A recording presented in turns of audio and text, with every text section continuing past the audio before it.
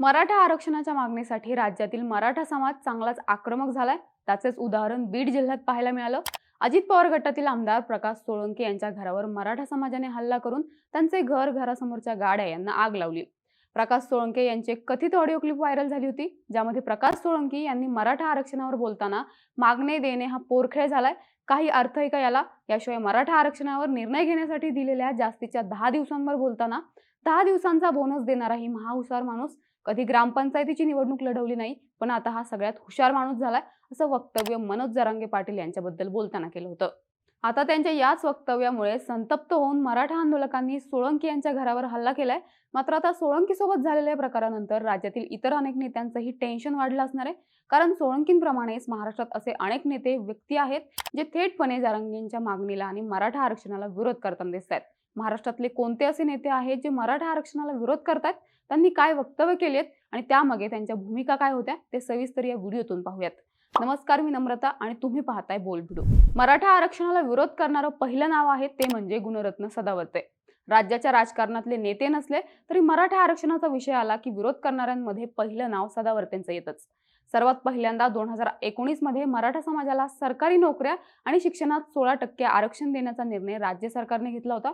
मात्र हा निर्णय सर्वोच्च न्यायालयाच्या 50% आरक्षणाची मर्यादा भंग करणारा आहे आणि एका समाजाला 16% आरक्षण देणं राज्यघटनेच्या तत्वांच्या विरोधात असल्याचं म्हणत गुणरत्न सदावर्ते यांनी मुंबई उच्च न्यायालयात याचिका दाखल केली होती. मुंबई उच्च न्यायालयाने मराठा आरक्षणाला स्थगिती देण्यास नकार दिला. मराठा आरक्षणाविरोधात याचिका दाखल करणारे सदावर्ते हे पहिले वकील होते. त्यानंतर पुन्हा सदावर्तेंच्या पत्नी जयश्री पाटील यांनी मराठा आरक्षणाविरोधात सुप्रीम कोर्टात याचिका दाखल केली.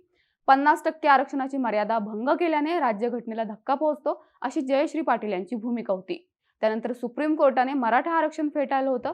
त्यानंतर सदावर्ते हे सातत्याने मराठा आरक्षणाला विरोध करत राहिले आणि मराठा समाजाचा रोष ओढावत राहिले. मराठा आरक्षणामुळे खुल्या प्रवर्गाच्या आरक्षणाची कत्तल झाली असून डॉक्टर बाबासाहेब आंबेडकरांच्या तत्वाच्या विरोधात हे आरक्षण असल्याचं मत मांडत सदावर्ते कोर्टात आपली बाजू मांडत राहिले. आरक्षण लागू झाल्यास खुल्या प्रवर्गाला 32% जागा शिल्लक राहते. या खुल्या वर्गात वैश्य, मारवाडी, जैन, ब्राह्मण, क्षत्रिय, गुजराती यासोबत मागासवर्गीयांचा देखील समावेश आहे. त्यामुळे मराठा समाजाला आरक्षण दिल्यास खुल्या वर्गातील या समाजांवर अन्याय होईल. याशिवाय मराठा समाजातील कुणबी मराठा, कुणबी वडार या समाजाला आधीच आरक्षण देण्यात आलेलं आहे. त्यामुळे आता पुन्हा मराठा समाजाला सरसकट आरक्षण दिल्यास राज्यघटनेतील मर्यादा भंग पावते, अशी भूमिका गुणरत्न सदावर्ते यांनी मांडली आणि जरांगेंच्या पॉलिटिकल बॉस शरद पवार असल्याचा आरोप देखील केला. आता सदावर्तेंनंतर मराठा आरक्षणाला विरोध करणारं दुसरं नाव आहे ते म्हणजे छगन भुजबळ. छगन भुजबळ सुरुवातीपासून मराठा आरक्षणाच्या विरोधात राहिलेत असं म्हणता येत नाही. मनोज जरांगेंनी मराठा समाजाला ओबीसी कोट्यातून आरक्षण देण्यात यावे अशी मागणी केली होती. या मागणीवर छगन भुजबळांनी ओबीसी आरक्षण केवळ 17% उरलंय. 17%त 400 जाती आहेत. त्यामुळे ओबीसींच्या 17%त ओबीसी आणि मराठा समाज बसणार नाही. त्यामुळे मराठा समाजाला ओबीसी कोट्यातून आरक्षण देण्यास भुजबळांनी विरोध केला होता. त्यामुळे छगन भुजबळ हे मराठा आंदोलनाच्या विरोधात आहेत असा मेसेज गेला. त्यातच जरांगे यांनी आंतरवली सराटी येथे 100 एकरमध्ये भव्य सभा घेतली होती. या सभेसाठी 7 कोटी खर्च आले असून मनोज जरांगेंनी एवढे पैसे कुठून आणले असा प्रश्न भुजबळांनी विचारला होता. भुजबळांच्या ओबीसी कोट्यातून मराठा आरक्षण देण्याच्या मागणीला विरोध करण्यामागे अर्थात ओबीसी फॅक्टर हे महत्त्वाचं कारण आहे. भुजबळ हे ओबीसी नेतृत्व म्हणून समोर आलेले आहेत. समता परिषदेपासून भुजबळ ओबीसी समाजाच्या प्रश्नासाठी आवाज उठवत आलेत. त्यामुळे ओबीसी समाजामध्ये भुजबळांची हक्काची अशी वोट बँक तयार झाली. त्यातच छगन भुजबळ हे सध्या सत्तेत आहेत. त्यामुळे ओबीसी नेते असून देखील ओबीसी आरक्षणात वाटेकरी निर्माण होत असताना भुजबळांनी काहीच न केल्याचा मेसेज गेला असता आणि मोठ्या प्रमाणात ओबीसी समाजाचा रोष भुजबळांना पत्करावा लागला असता.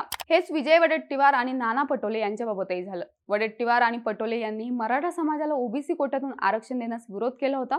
वडेट्टीवार यांनी सुरुवातीला जरांगेंच्या मागणीवर आक्रमक भूमिका घेतली होती. मात्र नंतर मराठा समाजाचा मिळणारा प्रतिसाद पाहता दोघांनीही काहीशी मवाळ भूमिका स्वीकारली. या तीनही नेत्यांच्या विरोधामागे ओबीसी फॅक्टर हे महत्त्वाचं कारण आहे. कारण ओबीसी समाज हा त्यांचा कोर वोटर असताना या तिन्ही नेत्यांना ओबीसी समाजाला दुखवून चालणार नाहीये. आता मराठा आरक्षणाच्या विरोधात असणारी पुढची नावं म्हणजे नारायण राणे आणि रामदास कदम. एकीकडे शिंदे फडणवीस पवार सरकार आपण मराठा आरक्षणाच्या बाजूने असल्याचं चित्र तयार करत असतानाच दुसरीकडे सरकारमधील नारायण राणे आणि रामदास कदम यांनी मात्र मनोज जरांगेंना विरोध दर्शवला होता. जरांगेंच्या सरसकट कुणबी प्रमाणपत्र देण्याच्या मागणीवर नारायण राणे यांनी कुठलाच मराठा कुणबी प्रमाणपत्र घेणार नाही. 96 कुळी मराठे आणि कुणबी मराठा वेगळे आहेत. त्यामुळे मी सुद्धा कुणबी प्रमाणपत्र घेणार नाही असं वक्तव्य केलं होतं. तर दुसरीकडे शिंदे गटाचे रामदास कदम यांनी मनोज जरांगे यांचा आरक्षणाबाबत अभ्यास कच्चा आहे, त्यामुळे कोकणातील मराठ्याचं प्रमाणपत्र घेणार नाहीत असं म्हणत मनोज जरांगेंना विरोध केला होता. आता नारायण राणे आणि रामदास कदम यांनी केलेल्या वक्तव्यातून दोघांच्याही भूमिकांमागे असलेला राजकीय हेतू लपून राहत नाही. ते ज्या भागातून येतात त्या ठाणे, पालघर या भागांसह कोकण भागात कुणबी समाज मोठ्या प्रमाणात आहे. मनोज जरांगेंची समजूत काढताना भाजप आणि शिंदे गटाने आपण मराठा आरक्षणाच्या बाजूने आहोत असं चित्र तयार केलं होतं, पण त्यामुळे कुणबी आणि ओबीसी समाजाची नाराजी भाजपने ओढावून घेतली होती. कोकण भागातील दोन्ही समाजांनी मराठा समाजाला कुणबी प्रमाणपत्र देण्यास विरोध दर्शवत आंदोलन सुरू केली आहेत.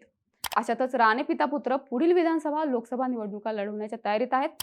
तर रामदास कदम यांनीही त्यांचे पुत्र योगेश कदम यांना पुन्हा दापोली विधानसभा मतदारसंघातून निवडून आणण्याची तयारी सुरू केली आहे. आधीच उद्धव ठाकरेंनी कदमांच्या मतदारसंघात येऊन रामदास कदमांना आव्हान दिलेलं आहे. त्यामुळे राणे आणि कदम या दोघांच्याही राजकीय भविष्यासाठी कोकणातील कुणबी आणि ओबीसी वोट बँक महत्त्वाची ठरणार आहे.